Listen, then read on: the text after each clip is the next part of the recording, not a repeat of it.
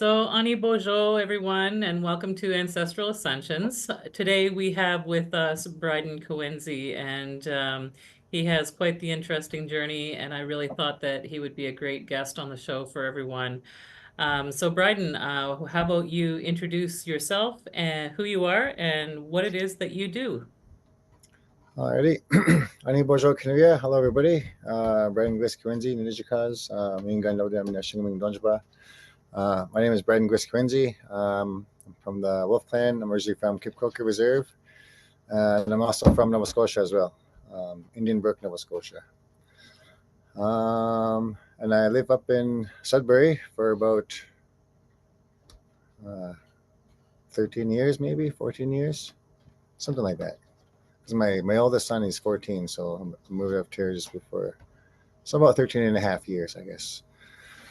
And I work for two Indigenous organizations, Skagmakwe Health Center here in Sudbury, and I do drumming with the youth, the young boys here every Wednesday, but we're taking a break for the summer. And I also work for Nagwindabin Community and Family Services, and I started off as a Shkabewis, a helper, but now my title for the organization is a knowledge carrier. But that's just my title for the organization. Outside of that, I'm still a Shkabewis. I'm still a helper. I don't consider myself like an elder. I got many, many, many moons and many years to go before that happens. And, I hear you. and Awesome. yeah, where I was growing and learning. So, Right on. go on. That sounds like a pretty nice title. So I was just going to ask you too, like I know that you've done some work in the past around your music because you both drum and dance. But you were nominated for a Juno. How long ago was that and how did that go? And are you still working on your music? Yep. So yeah, I got nominated for a Juno Award in 2017 for my debut album. It was called R&B, Round Dance and Beats, and it's just like a power album, like a round dance album. And there's like I made 4 or 5 songs that I used. It was like a beat pad, like a keyboard and bass and drum kicks and snares and stuff like that. But I just used my phone to make those beats because that's all I had to work with was my phone. So yeah, I made my beats on there. um, 2017, and I just got like launched into this music industry, like performing in front of like thousands of people on music festivals and different conferences, and yeah, it's still quite the learning experience, still quite the journey. I've learned so much. I've met so many people. I forget a lot of their names, but I remember their faces. I just met so many people like on my journey so far. It's just, um, I guess I should be writing their names down somewhere. But I have 2 albums out so far, Nice. and my second album was called "The Forgotten Truth," and truth stands for the real untold history, and it's just it's named after the very last song of the album, and that song it just talks about like my life growing up in the res, and also a little bit about our the history of Canada and the stuff that actually happened Nice. in this country. And then right now I'm about to release my third album. It's hip hop and R&B and reggaeton. And there's a country song in there as well, and it's a mixture of just music that I just enjoy, love to listen to and to create as well. I already released one single from it. It's called "Feel Alive," and with also with a music video. It was released on June 21st on Indigenous Day, Nice. and the song is just about feeling alive, other than partying all the time. There's nothing wrong with partying, but like you just got to be aware to you have to do everything in moderation, anything. So just Absolutely. be careful to not get caught up with drinking all the time and doing drugs and pills, because I got caught up in that life. But I was one of the lucky ones to finally get out of that. It was hard. It was probably the most difficult thing, but nothing is impossible if you just gotta do it. If that mindset is there to pursue something or quit something, and it's in your mind to do it, and you can just do it. You just gotta actually have that mindset to want it. And it's not going to be Awesome. easy. It's just going to be difficult. Well, that's That's really part of awesome that you it. share that part of your journey. I think that I think people think that if they go down that path, that maybe that they can't come off of that path. So it's really nice to hear that, you have experienced that it hasn't always been, a clean and sober lifestyle, even though you've been brought up with the culture and, and the dancing and the drumming and all of that kind of thing. Yeah. Um, so what was your catalyst to change when I know you said you kind of got into that, I guess the underside of that eagle feather, that path that's not so good for us. What was the catalyst? What prompted you to make that change? Um, well, like, growing up, when we're kids, we see it, growing up in a res or even outside of the res, people drunk and also you just see it in movies, of how people are addicted to drugs and how they're living on the streets and just not looking good, So all those images always stuck in my head all the time, watching movies because I grew up watching like gangster movies and stuff like that. So those types of things kind of just stuck in my head because there was not really too much representation of Native people in movies, but like the closest thing to us that we could relate to is like black hip hop gangster movies, and so yeah, some of those kind of images kind of stuck with me throughout my life, and like it's just because some people grew up going to church or growing up traditionally or growing up with nothing. We're all human beings anyways, and we're gonna experience things and we're gonna make mistakes and learn from them, hopefully, and that's just part of it. You know what I mean? Like you just gotta. Um, for me, like I already knew all the negative effects just by seeing it and reading it and seeing it in movies. But like I said, we're all human beings and we have to experience things sometimes for ourselves because it's just part of being a human. We're curious like that. We just gotta like, oh, you said this, but I don't really quite believe you, so I gotta try it out for myself, type of thing. And then we try it out, Absolutely. and sure enough, they're right. You get addicted. It's really fun, and then it becomes a problem after a while, and then it takes over your life, and then it just leads on to doing drugs and pills and coke and all these other things start going downward spiral, and it's all fun and games at first, and then before you realize it, it's takes over your life, and you just have no time for anybody, for nothing, for your family, Hmm. for your friends, and all that stuff. Wow. So for me, what made me change was like, I always had my culture to fall back on, singing and dancing, drumming, being around ceremony, because those things, help me to think better and to come back to remembering that there's a better way of living, instead Absolutely. of being sick all the time. And then also, having my kids was also another spark that helped me to want to change my lifestyle, to a more healthier one. Hmm. And I'm still working on my more healthier lifestyle. I still smoke cigarettes, and I'm working on quitting that. And I quit Hmm. pop, which is really awesome. I used to drink Pepsi right from morning till night. Wow. So I drink lots of water and coffee, of course. Awesome. But That yeah, sounds awesome. Good for you. So, I was going to say, so when you said that you played at festivals and those kinds of things, are you still available to do that kind of thing? Are you still going out and doing shows with your music, or how is that going? yeah. Actually, I got hired to do a couple of things in Wiki this past spring and early summer. And I got also invited to do the Summer Folk Fest in Sound. It's Oh, the same time good. as Cape Croker On. I was going to ask you if you were invited to Summer Folk or not, because that would Yeah, be a really great place for you to go for sure. So that's awesome. Good. yep. So Yes, I'm going that's there. coming up soon. Yep, so that's my only one so far this year.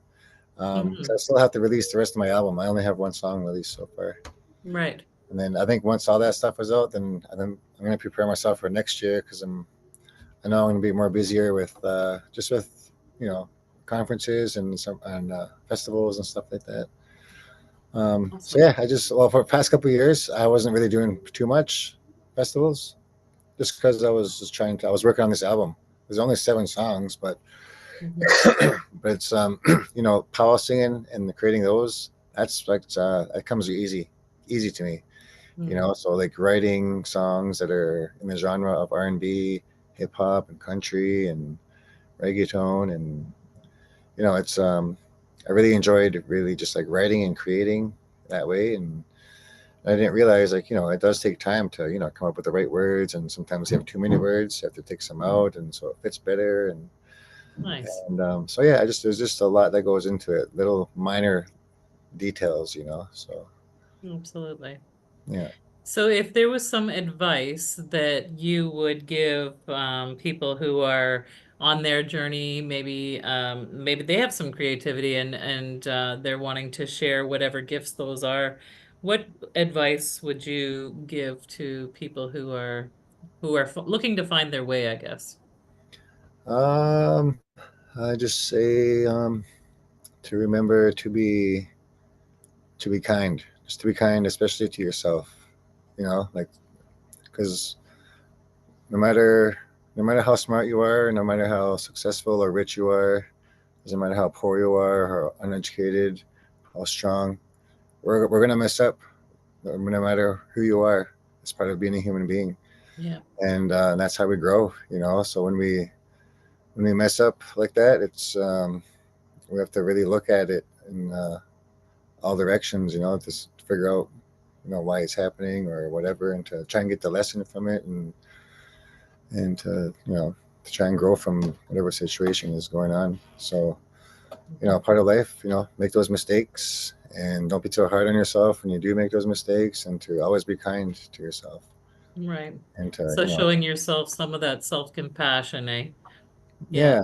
yeah, yeah, because Hmm. I can be really hard on myself sometimes. um, but I've as I've been on my journey, I've learned so many things about like self care and self love, Hmm. and I've never really had to apply those things in my life until this past couple of years of going by my own issues of mental health and that, and yeah, and like all those things, they work. All the things I've read about and learned about taking care of yourself, it really does work. So I Hmm. believe in taking care of yourself and just be kind, because if you don't take care of yourself, then it's just it's No just one else is going to, right? that's right. Yeah, no one That's else is gonna right. do it. I It's, think that was one of my big realizations, it's like if we don't do it for ourselves, who's gonna do it for us? yeah, So we have to do it for ourselves. Absolutely. yeah, and like people like, and some people like to think, to follow the culture means you got to be like, wearing your ribbon shirt every day, or ribbon skirt, and wearing feathers and going to ceremony all the time. Following our culture, it just helps you to be a good human being, and it helps you to feel grounded, and to just remember to taking care of ourselves, and just to be, like I said, just to be a good human being all around. Hmm. And eventually, like, if you're addicted to things like that, our culture will accidentally have you quitting that stuff, because our culture will just make you feel good with our medicines and stuff that we do to take care of ourselves. It's just, yeah, like, some people say like you can't be around ceremony if you're like drunk, or you have to be away from 4 days. But for me, I think if they're under the influence and they come around those areas like that, then they need that help. They need to be Hmm. there. You can't put them Absolutely. away. I absolutely agree with you. I think that those medicines are there to help us through those hard times in life. And if we can just reach out at least to the medicines, this is where I always talk about why I've named the podcast Ancestral Ascensions, is because I do believe that our ancestors, no matter what race or creed we come from, our ancestors are there to walk with us and to help us. Absolutely. Yeah, And I like what you said there too about what you're doing with the young people at the Friendship Center, because the Friendship Centers in urban areas are really a good place for our young people to reach out and to find those kinds of mentors. Um, you know, but I think absolutely I agree with you about the medicines as just find some medicine, at least help, ask for help there, that note emotion, as we say in yeah, the language, to help ourselves hmm, um, find that path. Absolutely. yeah. Yeah. Okay, so I think what I'm going to do is I'm going to do a little bit of shuffling. So if you want to share anything, so what's the date that you're playing at Summerfolk? What is it? I think it's like August 16th, 17th. Are you playing on the Friday or the Saturday? I think it's a Saturday. Okay. Yeah, I have to have two or three performances on Saturday, and Oh, maybe one on wow. Sunday. That's awesome. Yeah. So I'm doing the main stage, the amphitheater, at Mhm. 8 o'clock on Saturday, Wow. 8 to 8:45, and then before that, I'm doing something by the bay or by the water or by the docks or something. That's at like 1 o'clock or 2 o'clock. On the same day, on Saturday. Yeah. Okay, awesome. I'm gonna be up at Anishinaabe for the powwow there. But maybe I'll see if I can make it back to see you in concert here. And it's in downtown Owen Sound at Nawash Park, otherwise known as Kelso Park. So if people are around the area, absolutely come on by and check out your show. I think that'll be great. It'd be really awesome to see. Well, I am just going to cut these cards here and see what messages we have. So, enjoy your success and happiness. That's the first card that comes out, like literally the sun comes out. Ooh, I could Isn't use that funny? that. Right on. So there's the ancestors. They're telling you, enjoy that success and happiness. Because that's where you're headed, obviously. I'm gonna pull one more here. And take care of your needs, it says. That's that. Guess what it is? The wolf spirit that comes out. What? Taking care of your own needs, and that's your totem, eh? Your clan is that wolf clan. So here it is, your ancestors speaking to you. Awesome. Well, that's some pretty good advice there. I have to pull one more. And it just says drop your shields. That you have protection. You have that protection guardian around you. Cool.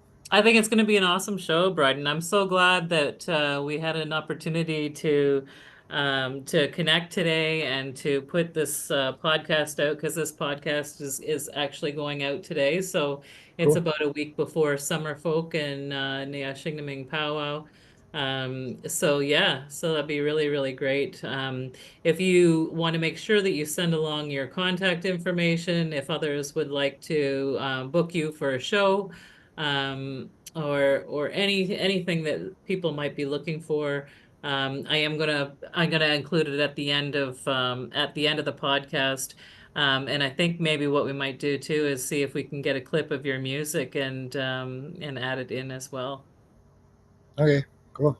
Okay, awesome. Well, Chimigwech for joining me today on Ancestral Ascensions. And, do make sure that you share it with your friends and family and so that we can get these messages out here. Because I really think that, that we're in a time right now where everyone's going through some hard times, but it's encouraging people to heal in their own journey. And if there is a message for somebody out there to hear and to know that everyone is struggling and struggling to find their way or their path, that our ancestors are there to help us, as we see with this wolf totem that's come up for you. Uh, like, how awesome is that? That's pretty cool. Yeah. All right, Chimigwech.